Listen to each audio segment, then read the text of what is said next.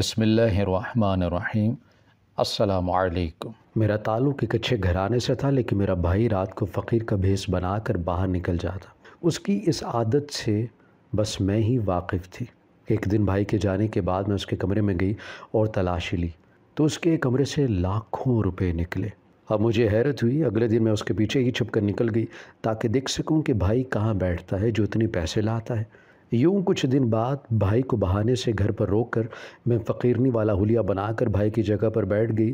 تھوڑی دیر بعد جان نکل گئی جب میرے ساتھ عدیل کہاں ہے، وہ بھی آ جائے تو منگنی کی رسم کر دی جائے گی۔ میری ہونے والی ساس کی بات سن کر امی سخت پریشان ہو چکی تھی۔ انہوں نے ادھر ادھر بھائی کے تلاش میں نظریں دوڑائیں مگر وہ کہیں نظر نہیں آئے۔ 2-3 بچوں کو ان کی تلاش میں یہاں وہاں دوڑا تو دیا تھا۔ 10 منٹ بعد سب بچے ہی آ گئے۔ وہ بولے کہ عدیل بھائی تو کہیں بھی نہیں ہے۔ میرے ہونے والی ساس کے ایک دم ہی تیور بگڑ گئے۔ وہ بولی کہ بہن برا مت مانیے گا، مگر آپ 2 عورتوں کا بڑا اب عدیل ہی ہے، وہ ایسے اہم موقع پر موجود نہیں ہے تو ہم کیا سمجھیں۔ کل آ کو اس کی بہن یا بہنوئی کو کسی قسم کی کوئی ضرورت پڑ گئی تو وہ اپنی بہن کے سر پر ہاتھ رکھنے کے لیے آگے بڑھے گا؟ ہرگز نہیں۔ جس نے آج سر پر ہاتھ نہیں رکھا وہ آگے بھی نہیں رکھے گا۔ میں تو اپنے بیٹے کی منگنی ایسی جگہ پر ہرگز نہیں کروں گی جس کے آگے پیچھے ہی کوئی نہ ہو۔ میں یہ رشتہ ختم کرتی ہوں۔ اٹھو مزمل، ہمیں نہیں کرنی یہ منگنی شنگنی۔ میں ایک دم ہکا بکا رہ گئی تھی۔ امی نے مزمل اور اس کے والدہ کے سامنے ہاتھ تک جوڑ دیے تھے مگر وہ تو فرعون بنی بیٹھی تھی۔ انہوں نے اپنے رشتہ داروں کو چلنے کا اشارہ کیا اور آگے بڑھ گئی۔ ہم اور ہمارے رشتہ دار یوں ہی بیٹھے رہ گئے تھے۔ میری آنکھوں سے بے شمار آنسو ٹوٹ کر گرے تھے۔ میں نے خود کو اپنے کمرے میں بند کر لیا تھا۔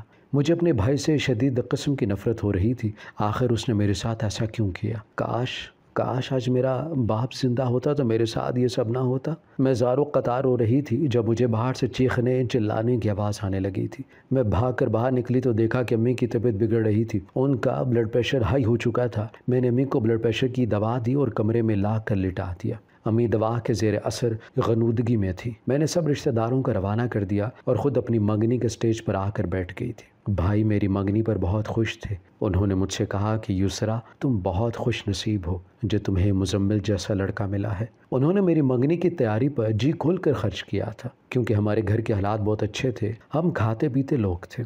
ابو کی حیات میں کسی چیز کی کوئی کمی نہیں تھی۔ اب عدیل بھائی ابو کے نقش قدم پر چل رہے تھے مگر آج کا رویہ مجھے اندر سے ہلا گیا تھا۔ میں اپنی قسمت پر بیٹھی آنسو بہا رہی تھی جب مجھے بیرونی گیٹ کھلنے کی آواز آئی۔ میں اسٹیج سے اٹھ کر اپنے کمرے کی جانب بھاگ گئی کیونکہ میں عدیل بھائی کا سامنا نہیں کرنا چاہتی تھی۔ وہ میری خوشیوں کے قاتل نکلے تھے۔ میں اپنے کمرے کی کھڑکی میں جا کر کھڑی ہو گئی۔ دیکھنا چاہتی تھی کہ ایسا کیا ضروری کام آ گیا تھا ان کو جو بہن کی منگنی چھوڑ کر چلے گئے، مگر سامنے کا منظر دیکھ کر تو میں بوکھلا کر رہ گئی تھی۔ ہمارے گھر میں عجیب سے حلیے والا اور پھٹے پرانے کپڑوں والا فقیر داخل ہو چکا تھا۔ وہ بڑا گھبرایا ہوا تھا اور ادھر ادھر دیکھ کر پھونک پھونک کر قدم اٹھا رہا تھا۔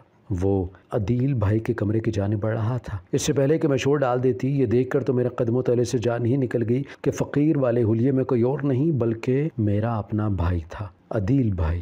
وہ تو بہت اچھی جاب کرتے تھے، صبح سویرے گھر سے نکل جاتے تھے اور شام گے ہی لوٹ کر آیا کرتے تھے۔ پھر اب یہ سب کیا تھا؟ آخر ایک لمحے کے لیے یہ مان بھی لیا جائے کہ بھائی سرے سے کوئی جاب کرتے ہی نہیں تھے تو بھی ابو اتنی جائیداد تو چھوڑ گئے تھے کہ آسانی سے گزارا ہو سکتا تھا۔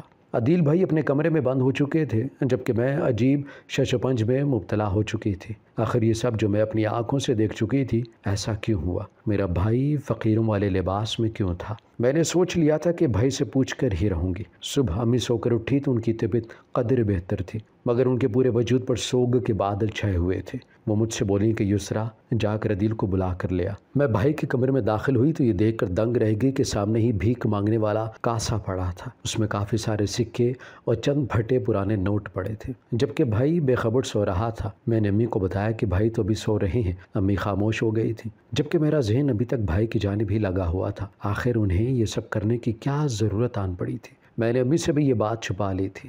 میں نہیں چاہتی تھی کہ امی کو اس بات کا پتہ چلے اور وہ زیادہ پریشان ہو جائے میں امی کے پاس بیٹھ گئی تو وہ میرے گلے لگ کر رونے لگی اور بولی کہ عدیل نے اچھا نہیں کیا، میں اس کو کبھی معاف نہیں کروں گی۔ تبھی بھائی کی آواز سنائی دی، وہ بولے کہ کیوں امی، مجھ سے ایسی کون سی غلطی ہو گئی ہے جو آپ مجھے معاف کرنے کے بھی روادار نہیں ہیں؟ امی نے مجھے ایک جھٹکے سے خود سے جدا کیا اور اٹھ کر کھڑی ہوگی۔ وہ بولی کہ عدیل تم کل رات کہاں گئے تھے؟ عدیل بھائی کے چہرے سے ہوائیاں اڑ گئی تھی۔ وہ تھوک نگل کر بولے کہ کہیں نہیں امی۔ کیوں، کیا ہوا؟ امی ہنس کر بولی، ہاں کہیں نہیں گیا تھا میرا بیٹا، تم تو یہیں تھے، بس ہم سب کی آنکھیں ہی خراب ہو چکی تھیں جو ہم تمہیں دیکھ نہ پائے۔ تم جانتے ہو کہ کل کیا ہوا؟ یسرا کو انگوٹھی پہنائی جانے والی تھی، جب اس کی ساس کو تمہاری غیر موجودگی کا خیال آیا اس نے رشتہ ہی ختم کر دیا اور وہ میری بیٹی کو پوری برادری میں رسوا کر کے چلی گئی ہے۔ بھائی تو گنگ ہی رہ گئے تھے، پھر بڑی دیر بعد بولے کہ مجھے عدیل سے ہرگز ایسے کام کی توقع نہیں تھی، وہ تو بڑا سمجھدار لڑکا تھا۔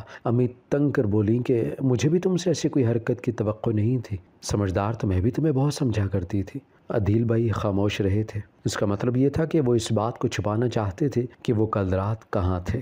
میں نے اپنی منگنی ٹوٹنے کے غم کو یہ سوچ کر سہ لیا تھا کہ جو لڑکا میرے لیے شادی سے پہلے سٹینڈ نہیں لے سکا وہ شادی کے بعد کیا لیتا۔ آج منگنی ٹوٹی ہے، کل شادی بھی ٹوٹ سکتی تھی۔ امی کو بھی میں نے سمجھا بجھا دیا تھا۔ میں نے امی کے کان میں یہ بات ڈال دی تھی کہ وہ پہلے عدیل بھائی کی شادی کرتے، شادی کے بعد ہی ان میں تھوڑی سی ذمہ داری پیدا ہوگی۔ میں عدیل بھائی کے معاملات پر بڑی گہری نظر رکھے ہوئے تھے، یوں تاکہ ہر شب کو بھائی ہمارے ساتھ ہی بیٹھ کر رات کا کھانا کھاتے، پھر شب بخیر کہہ کر اپنے کمرے میں سونے کے لیے چلے جایا کرتے۔ جب میرے اور امی کے کمرے کی بتیاں بجھ جایا کرتی تو بھائی فقیروں والا بھیس بدل کر گھر سے باہر نکل جاتے۔ اب یہ ان کا ہر روز کا معمول بن چکا تھا۔ بھائی تب واپس آتے جب رات بہت گہری ہو چکی ہوتی۔ میں جا کر ان کا انتظار کرتی رہتی۔ مجھے اس بات کا بہت زیادہ افسوس تھا کہ میرے بھائی نے میرے باپ کا نام مٹی میں ملا دیا۔ میرے ابو کا نام پورے خاندان میں بہت عزت اور قدر سے لیا جاتا۔ ہمارے حالات پورے خاندان میں سب سے زیادہ اچھے تھے، لیکن نہ جانے اب بھائی کو کیا سوجھی تھی کہ وہ فقیر والا بھیس اپنا کر بھیک مانگنے کے لیے چلے جایا کرتے۔ میں نے اکثر بھائی کے کاسے کی تلاشی بھی لی تھی، اس میں کافی پیسے پڑے ہوتے۔ مجھے بڑی فکر لاحق تھی، یہ سوچ کر ہی جان جاتی تھی کہ کہیں میرا بھائی کسی مصیبت میں تو نہیں پھنس گیا، لیکن پھر خیال آتا کہ کیسی مصیبت، اس کے آگے میں کچھ بھی سوچ نہ پاتی۔ میں نے سوچ لیا تھا کہ بھائی کا راز معلوم کر کے ہی رہوں گی، اس لیے اگلے ہی دن بھائی جیسے ہی کام کے لیے گھر سے نکلے میں امی سے بولی کہ بھائی کے کمرے کی صفائی کرنے جا رہی ہوں۔ میں نے منع کر دی اور بولی کہ ملازمہ ہے نا، وہ خود ہی لے کر گئی ہے عدیل کے کمرے کی صفائی، یہ نہ ہو کہ تم اس کی کوئی چیز اٹھا کر آگے پیچھے رکھ دو تو اس نے میری جان کو آ جانا ہے۔ تم جانتی ہو وہ کتنا وہمی ہے، اپنی کسی چیز کو ہاتھ لگانے نہیں دیتا۔ اس نے تو یہ بھی کہہ رکھا ہے کہ امی اور یسرا میری چیزوں کو ہاتھ مت لگایا کریں۔ امی کی بات سن کر میں ایک دم چونک گئی تھی۔ بھائی نے سچ مجھ پر اور امی پر اپنے کمرے میں داخل ہونے پر پابندی لگا رکھی تھی، اور یہ کوئی چھوٹی بات نہیں تھی۔ میں امی سے بولی کہ آپ بالکل بھی فکر نہ کریں، میں بھائی کی چیزوں کو بہت احتیاط سے صاف کروں گی۔ بڑی مشکل سے اجازت ملی تو میں بھائی کے کمرے میں چلی گئی۔ میں ایک ایک چیز اٹھا کر دیکھ رہی تھی۔ میں نے ہر چیز کو بڑے غور سے دیکھا۔ صفائی کرتے ہوئے بھائی کے سائڈ ٹیبل سے مجھے ان کی الماری کی چابیاں مل گئی، یہ میری خوش قسمتی ہی تھی۔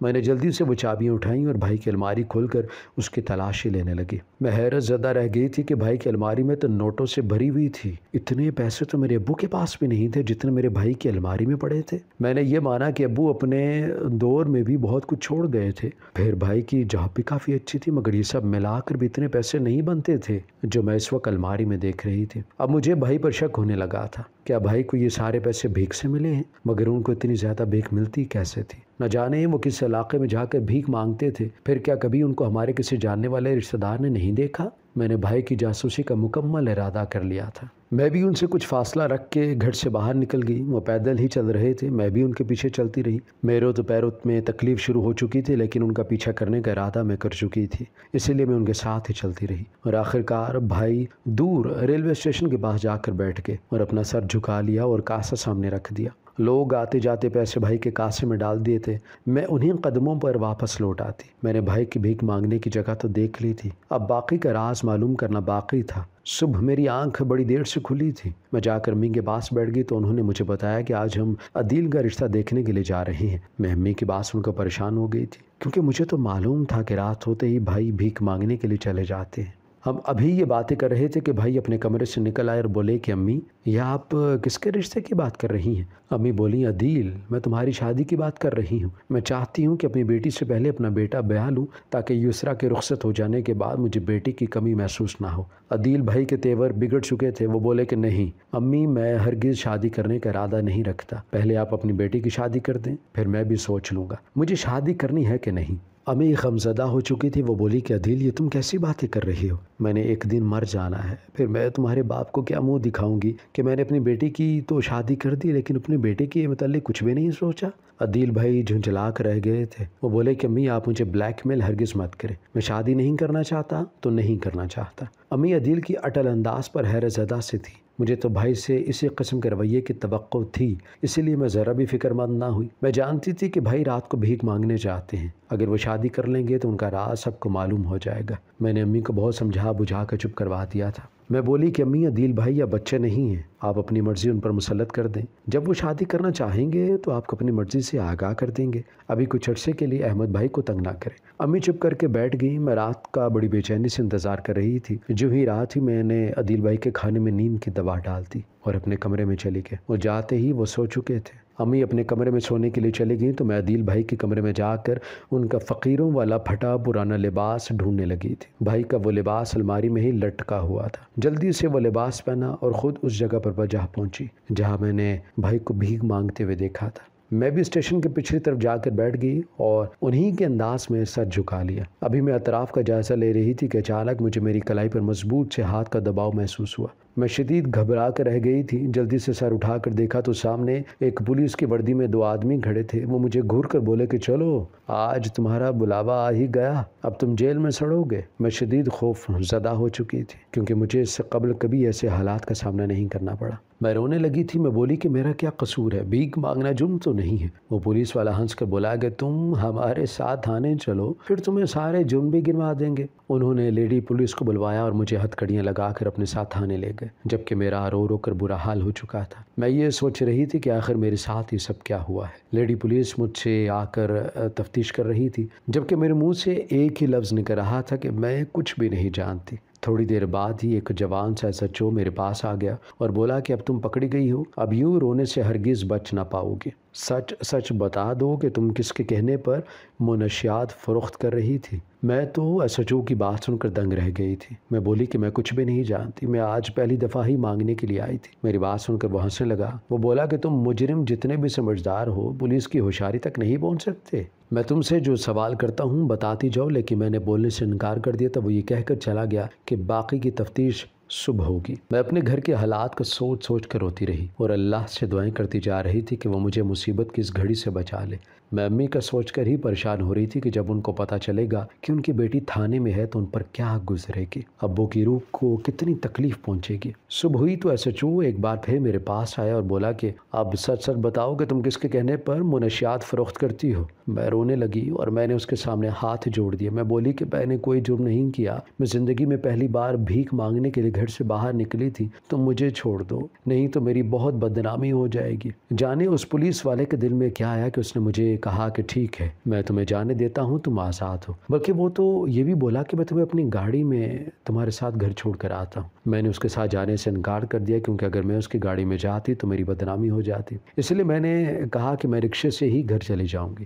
SHO نے جب اجازت دے دی تو میں تھانے سے باہر نکل آئی اور میں رکشے میں بیٹھ کر گھر چلی گئی۔ ہمارے گھر تو سوگ پھیلا ہوا تھا جیسے کوئی فوت کی ہو گئی ہو۔ میں نے جب دروازہ کھولا تو امی بھائی کے کندھے پر سر رکھ کر زار و قطار رو رہی تھی۔ میں آگے بڑھی تو امی مجھے دیکھ کر بھاگ کر میرے پاس آئی اور انہوں نے میرے منہ پر تھپڑوں کی برسات کر دی۔ وہ بولی کہ یسرا رات بھر تو کہاں تھی، اپنے باپ کا نام مٹی میں ڈبو کر آئی ہے۔ میں روتے ہوئے بولی کہ امی میں نے کچھ بھی غلط نہیں کیا، میں آپ کو ساری حقیقت سے آگاہ کر دیتی ہوں۔ امی جس رات میری منگنی تھی میں نے بھائی کو فقیر والا بھیس اپنا کر اپنے گھر میں داخل ہوتے ہوئے دیکھا تھا۔ بھائی پر شک ہوا کہ وہ نہ جانے کیا کر رہے ہیں، اسی لیے میں ان کا پیچھا کرتی رہی۔ جب مجھے معلوم ہو گیا کہ بھائی کسی جگہ پر جا کر بھیک مانگتے ہیں تو ان کا راز معلوم کرنے کے لیے بھائی کے کھانے میں نیند کی دوا ملا دی اور خود ان کی جگہ پر ریلوے اسٹیشن کے پیچھے بنی جگہ پر بھیک مانگنے کے لیے چلی گئی۔ ابھی مجھے وہاں گئے ہوئے کچھ ہی دیر ہوئی تھی کہ وہاں پر پولیس نے چھاپا مار دیا اور مجھے گرفتار کر کے جیل میں بند کر دیا۔ پولیس اسٹیشن میں مجھ سے ساری رات تشویش ہوتی رہی کہ میں کس کے کہنے پر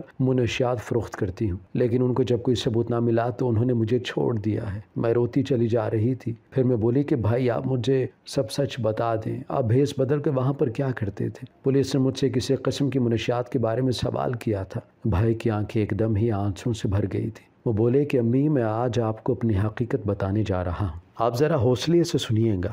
جب ابو کا انتقال ہوا تو میں محض 18 برس کا ہی تھا۔ تب مجھ میں اتنی سمجھ نہیں تھی کہ مجھ سے میرے دوستوں نے جیسا کہا میں نے ویسے ہی کیا۔ میں اپنے دوستوں کے ساتھ پارٹیز کرنے لگا تھا، رقص اور سرور کی محفلوں میں جانے لگا، میں جوا بھی کھیلنے لگا تھا، یہاں تک کہ میں ابو کے سارے پیسے لٹا چکا تھا، جبکہ میں نے اپنی تعلیم بھی بیچ دی۔ اب میرے پاس پھوٹی کوڑی بھی نہیں تھی، میں بہت پریشان تھا۔ تب مجھے میرے ایک دوست نے کہا کہ میں تمہیں راتوں رات مالا مال ہونے کا طریقہ بتاتا ہوں۔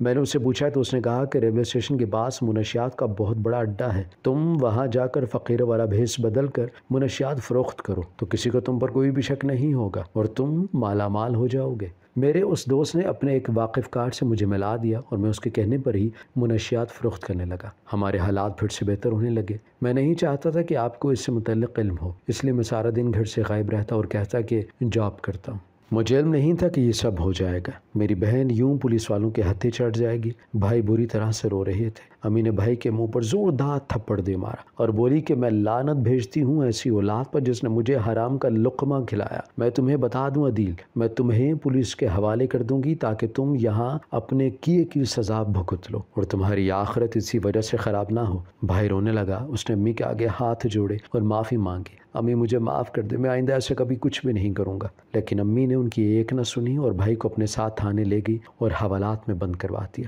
بھائی کو منشیات فروخت کرنے کے الزام میں 5 سال کی قید کی سزا سنا دی گئی۔ امی گھر آ کر بہت روئی تھی، لیکن وہ خوش بھی تھیں کہ دنیاوی سزا بھگت کر میرا بیٹا جہنم کے عذاب سے بچ جائے گا۔ اب میں اور امی ہی گھر میں رہ گئی تھی۔ ایک دن میرے لیے اس SHO نے رشتہ بھیج دیا جس نے مجھے گرفتار کیا تھا۔ امی نے میرے رشتے کے لیے ہاں کر دی، میری شادی کر دی گئی۔ شادی کر کے میں بہت پریشان تھی کہ نہ جانے SHO میرے ساتھ کیسا سلوک کرے گا، لیکن اس نے میرے ساتھ بہت نرمی کا معاملہ کیا اور بولا کہ تم اور تمہارے اس سب خاندان نے مجھے بہت متاثر کیا ہے، میں تم سے شادی کرنے کے لیے تیار ہو گیا ہوں۔ میری شادی ہو گئی تو SHO میری امی کو بھی اپنے گھر لے آئے تھے کیونکہ ان کے والدین تو انتقال کر چکے تھے۔ امی میرے گھر میں بہت خوش رہ رہی تھی۔ پھر 5 سال کی قید سزا کاٹ کر جب بھائی واپس آئے تو امی نے اپنا گھر بیچ کر سارے پیسے بھائی کے ہاتھ پہ رکھ دیے اور بولی کہ تم اس کے ساتھ اپنا کاروبار شروع کرو۔ بھائی نے جیل میں اپنی تعلیم بھی مکمل کر لی تھی، اس لیے انہوں نے جب امی کے دیے ہوئے پیسوں سے کاروبار شروع کیا وہ بہت کامیاب ہو گئے اور ہم سب کی زندگیاں سیٹ ہو گئی۔ میں اللہ کی نہایت شکر گزار ہوں کہ اس نے ہمیں سکون اور خوشی عطا کی۔ ہماری ویڈیو اگر آپ کو پسند آئی ہے تو ضرور لائک کیجیے، اپنی رائے دینا چاہیں تو کمنٹس کیجیے، اچھی لگے تو شیئر کیجیے۔ اس کے ساتھ ساتھ اگر آپ نے ہمارا چینل سبسکرائب نہیں کیا تو ضرور کیجیے اور بیل آئیکن پر لازمی کلک کیجیے تاکہ ہماری ہر آنے والی ویڈیو آپ تک بر وقت پہنچ سکے۔